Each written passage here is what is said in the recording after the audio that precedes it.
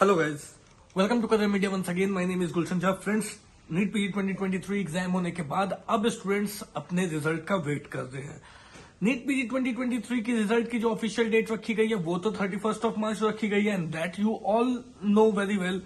But according to trends अगर देखें, trends को देखते हुए ऐसा प्रतीत होता है, ऐसा फील होता है कि इस बार की नीट पीजी 2023 की जो रिजल्ट होगी वो टेंटेटिव डेट जो 31st ऑफ मार्च रखी गई है उससे थोड़ा पहले रिलीज कर दिया जाए। रीजन ये है कि इससे पहले 2022 की जो रिजल्ट है वो बहुत जल्दी टेंटेटिव डेट जो रखी गई थी उससे पहले पब्लिश कर दी गई थी। नीट एमडीएस की भी हमने देखा कि अभी 1 मार्च को ही एग्जाम हुई है और 10 मार्च को उसकी रिजल्ट आ गई। So within just 10 days NEET MDS की भी रिजल्ट आ गई।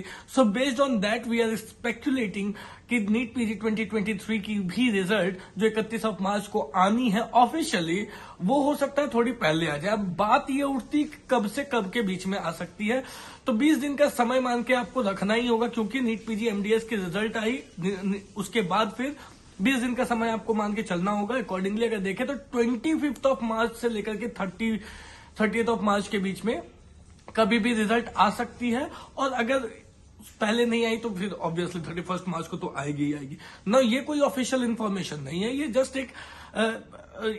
एक स्पेक्युलेशन है कि क्योंकि ट्रेंड्स चेंज हो रहे हैं और क्योंकि government wants to start the counselling as soon as possible, तो काउंसलिंग को स्टार्ट करने से पहले बहुत सारी चीजें होती है जो गवर्नमेंट को करनी होती है, एनएमसी को करनी होती है, and because of that only they are just उनके जो इवेंट्स है ना उनको फटाफट कंप्लीट कर दिए सो दैट वो बाकी के स्टेप्स को स्टार्ट कर सके।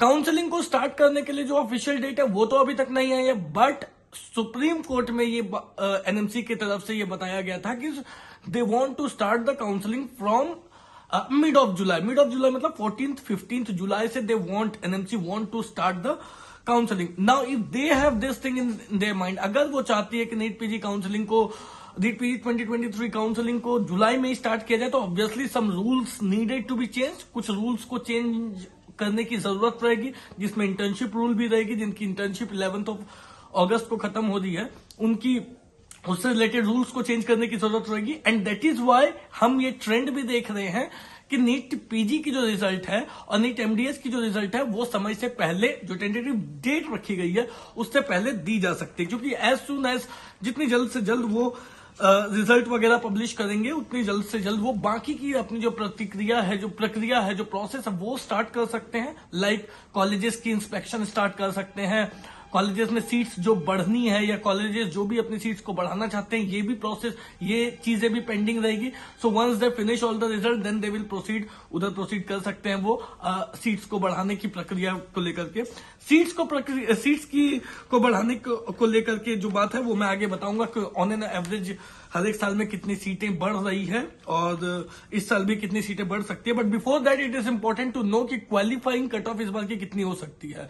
सी पीजी में हम देखते हैं कि 2 बार कट ऑफ आती है, एक फर्स्ट कट ऑफ आती है जो फर्स्ट क्वालिफाइंग कट ऑफ आती है, फिर उसके बाद एक रिवाइज कट ऑफ आती है।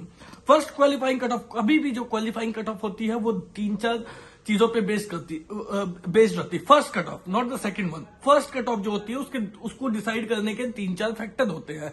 3-4 फैक्टर होते हैं जो फर्स्ट क्वालिफाइंग कट ऑफ को अफेक्ट करते हैं। And what are those factors? सबसे पहले number of students appearing in NEET PG 2023 exam. Obviously we all know कि ऑलमोस्ट 2 लाख स्टूडेंट्स हैं जो इस बार 2023 एग्जाम में अपीयर हुए हैं। So obviously this is a big number as compare to 2022 भी अगर देखें आप, तो ये जो नंबर है वो कहीं ना कहीं ऑलमोस्ट 20,000 ज्यादा है।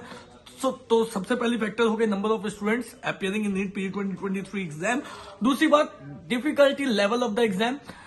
वी हैव सीन कि नीट पीजी 2022 का पेपर जो है वो इजी टू मॉडरेट था, 2022 का paper, but this time we are getting a mixed response. Students की तरफ से मिक्स्ड रिस्पॉन्स आ रहे। बहुत सारे स्टूडेंट्स का ये मानना है कि पेपर इस बार की इजी थी, और बहुत सारे स्टूडेंट्स का ये मानना है कि पेपर जो है वो मॉडरेट टू टफर साइड में थी।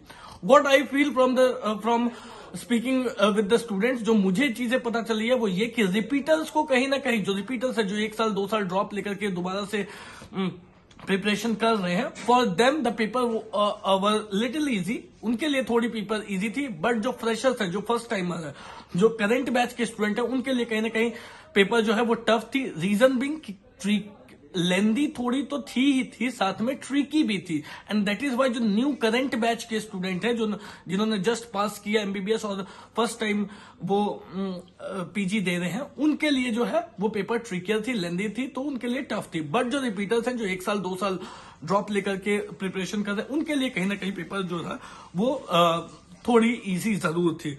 सो based on that, this is the second factor which actually decide what should be the qualifying cut of. So second बात ये हो गई। तीसरी, number of seats. Number of seats की बात करें तो वी ऑल नो कि एमडी की सीट्स जो है हमारे पास वो 26,699 सीट्स है टिल नाउ। एमएस की सीट्स जो है वो हमारे पास है 13,889 सीट्स। नीट पीजी डिप्लोमा की जो सीट्स है वो है 922 seats. So this is the third factor which actually affect करती है क्वालिफाइंग कट ऑफ को। एक फैक्टर मैंने अपने तरफ से इसमें ऐड किया है, जिससे मैं जब भी एनालाइज करता हूं तो इस फैक्टर को भी मैं इसमें रखता हूं, एंड वो है गवर्नमेंट मोटिव। गवर्नमेंट की मोटिव क्या है? क्योंकि गवर्नमेंट के प्लान ऑफ एक्शन को भी देखना जरूरी है, किस तरीके से गवर्नमेंट वर्क कर रही है, क्या क्या चीजें गवर्नमेंट कर रही है, जो कि अल्टीमेटली चीजें गवर्नमेंट से ही होके आती है, तभी जाकर के वो सरफेस पे हमें दिखाई पड़ती है। तो हमें गवर्नमेंट के मोटिव को भी समझना जरूरी है। गवर्नमेंट के मोटिव अगर मेडिकल एजुकेशन फील्ड में हम देखें तो 2014 से लेकर के 2022 तक, अभी तक 105% सीट्स को इंक्रीज की गई है। एमडीएमएस सीट्स को एमडीएमएस सीट्स को 105% इंक्रीज की गई है। वही एमबीबीएस सीट्स की बात करें तो 85% सीट्स को, एमबीबीएस सीट्स को इंक्रीज की गई है। तो डेफिनेटली जो गवर्नमेंट है वो मेडिकल फील्ड में सीट्स को बढ़ाने के मामले में बहुत अच्छा काम कर रही है और सीट्स बहुत ज्यादा बढ़ा रही है। ये एक मोटिव गवर्नमेंट का बताती है कि they are desperate to do work in medical education sector. Job पे मैं नहीं जाऊंगा, that is a different thing, क्योंकि हम सीट लेने की बात कर रहे हैं, इसलिए हम सिर्फ सीट की बात कर रहे हैं। दूसरी गवर्नमेंट की मोटिव अगर देखें तो हर एक साल जब लोकसभा में वो ये चीजें कहती हैं कि हमने इतनी सीटें बढ़ाई है, तो ऑब्वियसली उनके तरफ से ये चीजें निकल के आती है कि कहीं ना कहीं ये जो है वो बहुत बड़ा काम हुआ है मेडिकल फील्ड में। ऑब्वियसली ये बहुत बड़ा काम हुआ है। तो ये चीजों को देखते हुए अगर हम देखें, लास्ट ईयर ऑलमोस्ट 4,000 सीट्स बढ़ाई गई थी, उससे पहले 2,500 सीट्स बढ़ाई गई थी। तो जिस तरीके से सीट्स बढ़ाई जा रही है, इस बार भी वी आर एक्सपेक्टिंग कि 2,500 से 3,000 सीटें जरूर बढ़ेंगी। तो कहीं ना कहीं जो कट ऑफ है वो, अगर आपको लग रहा है कि नेगेटिव जाएगी, तो ऐसा नहीं है, क्योंकि सीट्स हर साल उस अकॉर्डिंग बढ़ाई जा रही है, उतनी ज्यादा बढ़ाई जा रही है कि कट ऑफ को अल्टीमेटली डाउन ही आना है। 2022 में भी हमने देखा कि कट ऑफ बहुत ज्यादा नीचे गई थी, बहुत ज्यादा नीचे गई थी। इसका रीजन क्या था कि एक तो जो है वो सीट्स को बढ़ाया गया था, और दूसरी बात ये थी कि फीस इंक्रीज हुई थी। हमने 2022 में बहुत सारे एनएमसी के वीडियोस देखे जिसमें ये कहा जा रहा था कि एनएमसी आएगी, एनएमसी आएगी, एनएमसी आएगी। इस साल भी ये चीजें स्टार्ट होंगी, but personally I don't feel कि एनएमसी इस साल भी आ पाएगी। आप लोगों ने एक वीडियो और जरूर देखा होगा जिसमें कि नेक्स्ट को लेकर के मनसुख मंडाविया जी ने बोला है कि 2024 में नेक्स्ट होगा। पर्सनली मुझे नहीं लगता कि 2024 में भी नेक्स्ट हो पाएगा। सो ये चीजें जो है वो चल रही है। सो क्वालिफाइंग कट ऑफ की बात करें तो ये कुछ फैक्टर्स हैं जिसको लेकर के हमने जो क्वालिफाइंग कट ऑफ निकाला है वो हमने रखा है for first qualifying cut of, क्योंकि हमें पता है कि पीजी में 2 क्वालिफाइंग कट ऑफ आती है। एक फर्स्ट क्वालिफाइंग कट ऑफ आती है जो अभी आएगी रिजल्ट के साथ, और जो दूसरी आएगी वो आएगी रिवाइज कट ऑफ। तो फर्स्ट क्वालिफाइंग कट ऑफ जो रखा है वो जनरल के लिए 280 मार्क्स, SC ST OBC के लिए 250 मार्क्स, जनरल PH के लिए 265 मार्क्स। ये हो गई first qualifying cut of. But ऐसा नहीं है, उसके नीचे जिन स्टूडेंट्स के मार्क्स आ रहे 260, 250, 245, वो उन्हें सीट नहीं मिल पाएगी, ऐसा बिल्कुल भी नहीं है, क्योंकि इसके बाद एक रिवाइज कट ऑफ आएगी। रिवाइज कट ऑफ कब आती है? रिवाइज कट ऑफ आती है second round of MCC counselling के बाद। एमसीसी की सेकेंड राउंड काउंसलिंग होने के बाद रिवाइज कट ऑफ आएगी, जिसमें हमने जो नोटिस किया है वो ये नोटिस किया है कि कहीं ना कहीं 15 to 25 परसेंटाइल गवर्नमेंट जो है वो इसको मार्क्स को जो है वो रिड्यूस करती है, क्वालिफाइंग मार्क्स को कम करती है 15 to 25%। अगर उस अकॉर्डिंग देखें तो रिवाइज कट ऑफ में वो सारे स्टूडेंट्स भी क्वालिफाई हो जाएंगे जिनके मार्क्स 220 हैं, अगर वो जनरल कैटेगरी से बिलोंग करते हैं तो। सिमिलरली अगर SC ST OBC कैटेगरी से बिलोंग करते हो तो आपके मार्क्स अगर 200 भी है तो आप क्वालिफाई हो जाने चाहिए। ये अभी तक की प्रिडिक्शन है। नाउ द पॉइंट इज, एक बार जब रिजल्ट आएगी ना तो उसमें आपके सारे डिटेल्स होंगे, रोल नंबर होगी, 800 800 मार्क्स के पेपर में आपने कितने मार्क्स स्कोर किए हैं वो मार्क्स रहेगी, आपकी जो पासिंग स्टेटस है वो पासिंग स्टेटस रहेगी। इस तरीके की डिटेल सारी रहेंगी। स्कोर कार्ड आपकी आएगी जिससे आपको डाउनलोड करना होगा। वो score card most probably first week of April में आएगी एनबीए की वेबसाइट पे। सो आपको लॉग इन करनी है और स्कोर कार्ड को आपको डाउनलोड करना है, उसको सेव करके रखना है, क्योंकि हर एक जगह पे आपको स्कोर कार्ड की जरूरत पड़ेगी। अगर आपने गुम कर दिया देन जो है वो रिकवर करने में प्रॉब्लम होगी और आपके एडमिशन में भी प्रॉब्लम होगी। सो नाउ जब आपकी स्कोर कार्ड आ जाएगी तो आप एक और काम कर सकते हो, आप परसेंटाइल कैलकुलेट कर सकते हो। परसेंटाइल कैलकुलेट करने के लिए कि आपके कितने परसेंटाइल आए हैं, सिंपल सा फॉर्मूला है 100 माइनस योर रैंक, जो आपकी रैंक आई है जो स्कोर कार्ड में रहेगी, आपकी rank into 100 divide by total number of students. So ये एक सिंपल सा फॉर्मूला है जिससे आप अपनी परसेंटाइल कैलकुलेट कर सकते हो कि आपकी परसेंटाइल कितनी है। क्या फॉर्मूला है? 100 माइनस योर रैंक, आपकी जो रैंक है all India rank, into 100 divide by total number of students. इसे आप कैलकुलेट कर लोगे तो आपकी परसेंटाइल आपको पता चल जाएगी कि आपके जो मार्क्स आए हैं वो आपकी कितनी परसेंटाइल बनी है। सो ये सारी चीजें आप कर सकते हो। रिजल्ट आने के बाद हमने देख लिया कि रिजल्ट जो है वो 25 से लेकर के 31 के बीच में कभी भी आ सकती है, पहली चीज। दूसरी चीज, जो कट ऑफ हो सकती है वो जनरल के लिए, फर्स्ट कट ऑफ जो हो सकती है वो 280 मार्क्स जनरल के लिए, SC ST OBC के लिए 250 मार्क्स और जनरल PH के लिए 265 मार्क्स फर्स्ट कट ऑफ रह सकती है। मगर फिर रिवाइज कट ऑफ भी आएगी जिसमें हमने देखा कि 15 to 25 परसेंटाइल गवर्नमेंट मार्क्स को कम करती है, रिड्यूस करती है। उस अकॉर्डिंग अगर देखें तो जनरल के लिए रिवाइज कट ऑफ में 220 मार्क्स, SC ST OBC के लिए 200 मार्क्स तक आ सकती है। काउंसलिंग डेट की बात करें तो वी ऑल नो कि counselling date according to the statement given in the supreme court वो मिड ऑफ जुलाई की दी गई है। बट पर्सनली मुझे ऐसा नहीं लगता कि वो मिड ऑफ जुलाई में स्टार्ट हो पाएगी। मुझे लगता है कि वो 11th ऑफ अगस्त के बाद ही स्टार्ट हो पाएगी। उससे पहले बहुत सारी चीजें होती है जो एनएमसी को करनी होती है।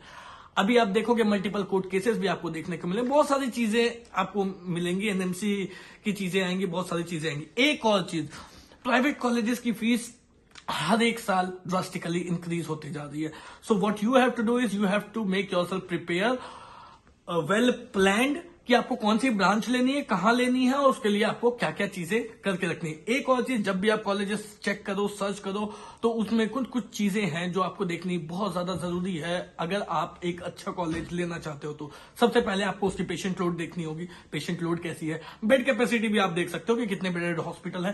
थर्ड, कटिंग्स मिलती है या नहीं मिलती है, अगर आप सर्जिकल ब्रांच में जाते हो तो हैंड्स ऑन मिलती है नहीं मिलती है, ओपीडी कितने, आईपीडी कितने, इस तरीके की डिटेल्स आपको देखनी जरूरी है। अगर आप इस तरीके की डिटेल्स कॉलेज के निकाल के प्रिपेयर रह सकते हो देन आप अपनी काउंसलिंग में खुद के साथ जस्टिफिकेशन कर सकते हो, आप एक अच्छी कॉलेज ले सकते हो। तो इस तरीके की डिटेल्स आपको निकाल करके रखनी चाहिए। और सबसे जरूरी बात यह है कि आपको पहले डिसाइड करना होगा कि आपको कौन सी ब्रांच लेनी है, क्योंकि सबसे बड़ा क्वेश्चन यही है कि आपको कौन सी ब्रांच लेनी है। मैं जितने भी सालों से कर रहा हूं काउंसलिंग, उसमें सबसे ज्यादा जो प्रॉब्लम्स आती है वो इसी बात में आती है कि सर मुझे कौन सी ब्रांच लेनी चाहिए। सो डिसाइड कर ले आप पहले कि आपको कौन सी ब्रांच लेनी है, रेडियो लेनी है, मेडिसिन लेना, पीडिया लेना, कौन सी ब्रांच आपके पर्सनालिटी को सूट करता है, कहां कहां आपको मिल सकती है। ये सारी डिटेल्स आपको करियर मीडिया की ऑफिशियल वेबसाइट www.careermedia.ai पर मिल जाएगी। आप फिलहाल उसे हमने फ्री किया हुआ है, आप जाकर के .ai www.careermedia.ai पे जाकर के सारी डिटेल्स देख सकते हो। Even state wise cut off, college wise cut off, department details, ये सारी डिटेल्स आप उस पर देख सकते हो। किस रैंक पे कौन सी कॉलेज मिल सकती है, college predictor, rank predictor, everything has been given on career media website which is www.careermedia.ai। तो आप जाकर के उसको चेक कर सकते हो। आज की वीडियो में फिलहाल इतना ही, मिलते हैं नेक्स्ट वीडियो में कुछ और अपडेट के साथ। टेलीग्राम ग्रुप आप ज्वाइन कर सकते हो for more updates. Thank you so much. कोई भी डाउट हो, क्वेरी हो तो दिए गए नंबर पे कॉल कर सकते हो। एट द सेम टाइम हम लाइव सेमिनार कंडक्ट करेंगे, रेगुलर बेसिस पे अब हम लाइव सेमिनार्स कंडक्ट करेंगे just to answer all your doubts, just to answer all your queries, right. तो आप लाइव सेमिनार जो है वो अटेंड कर सकते हो। उसके लिए आपको करना यह है कि आप टेलीग्राम की जो सब्सक्राइब वाली बटन है उसको क्लिक कर लो, नोटिफिकेशन बेल प्रेस कर लो, जिससे जब भी मैं लाइव करूं तो वो नोटिफिकेशन आप तक पहुंच जाए और आप अपने डाउट्स को उस लाइव सेशन में ज्वाइन होकर के आप उसे पूछ सकते हो, क्लियर कर सकते हो। So that's all for today guys, thank you so much, have a nice day.